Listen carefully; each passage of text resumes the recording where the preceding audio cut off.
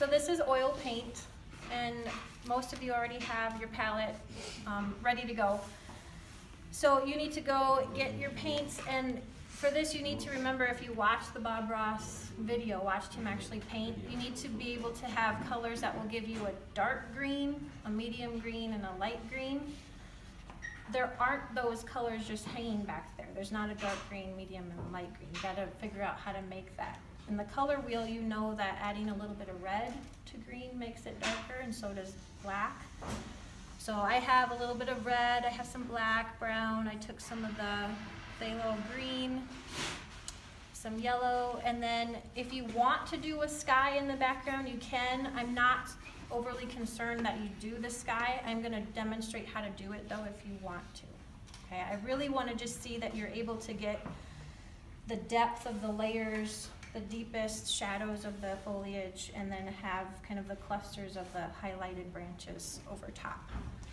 I also would recommend that you divide your paper in half, just in case you want to give it a second try, because this paper is, I don't have a huge supply of it, so use it wisely. We'll just divide it in half. So starting with the sky, I don't know if you caught it in the video, but he starts off on his canvas just painting kind of a diluted white. I think he maybe mentioned it, but if you're not really looking for it, you probably missed it. So to dilute the white, I have just some odorless mineral spirits here. And if you want to do a sky, I think we'll just devote this jar, and you guys can pass it between you, or I can make a couple of these jars, but this will just be kind of our white, I think he calls it magic white, our magic white jar. Okay, so you're gonna dip your brush into the mineral spirits and just dilute some white, pull some white out onto your palette, and just cover your, what will be your sky with the magic white. What this does is it creates a nice base for adding your blue into it. As soon as you touch your blue into this magic white, it's automatically going to start to tint it, and it's not going to be such a shocking dark blue. And you can go down as far as you want. It says odorless mineral spirits. It does have a little bit of an odor, so. Okay, so now I'm just going to wipe my brush off.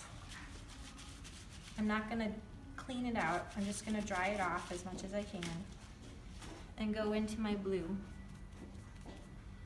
from last week. I hope it's still good. And he kind of just does a crisscross. Don't go back and reload, just kind of let the blue fade out. I think he also recommends leaving some of the patchy white in there. It's okay to leave that.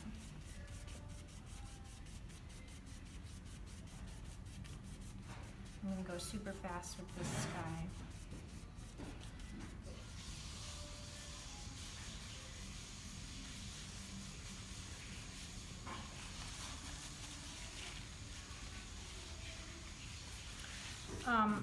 The reason why I'm using the mineral spirits instead of the terpenoid is because we are very, very, very low on terpenoid.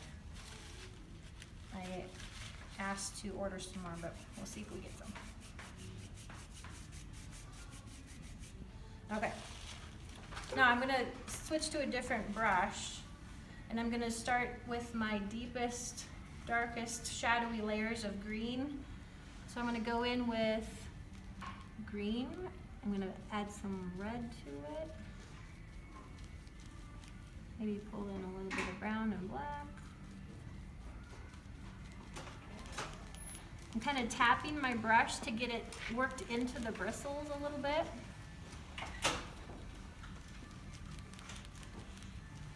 I can also just kind of test it on my paper towel a little bit.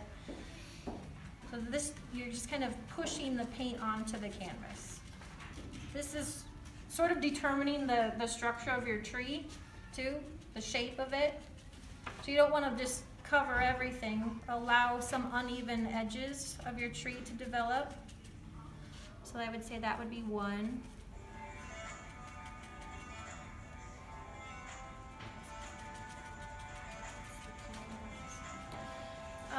And then I like the way that he kind of allows the darker shadows to just kind of play in at the bottom.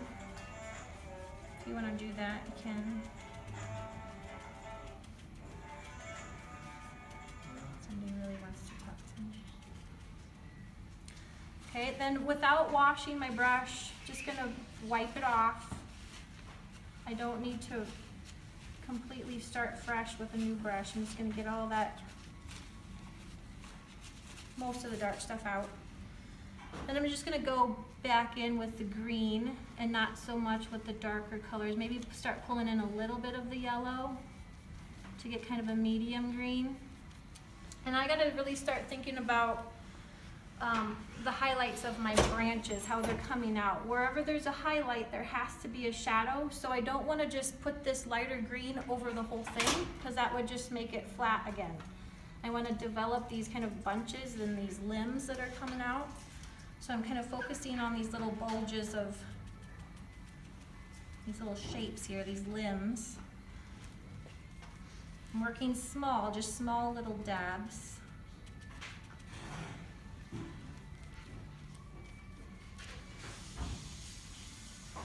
I'm kind of imagining where the sun is hitting these limbs here. It starts to bring out a little bit more dimension. And I'm going to go in with definitely more contrast with some brighter, kind of a yellowy green. And just add some really subtle highlights there with the sun-kissed branches.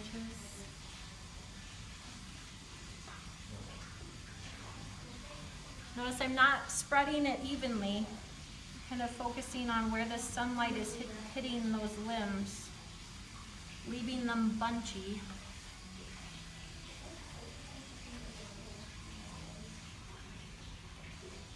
One thing that I didn't get here for the demo is a card.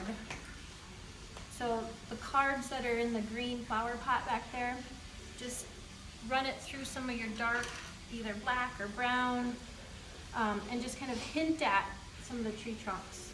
You don't have to go crazy with tree branches and everything, just kind of hint at the beginning parts of the bottom of the tree trunks to give it some structure that way. Bushes are the exact same thing. They're just lower to the ground. Okay, so once, this is kind of what I want to see. I want to be able to see that you can layer the colors and have realistic clusters of foliage.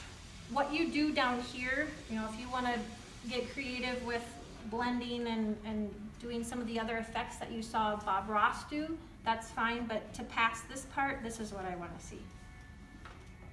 Capiche? Okay.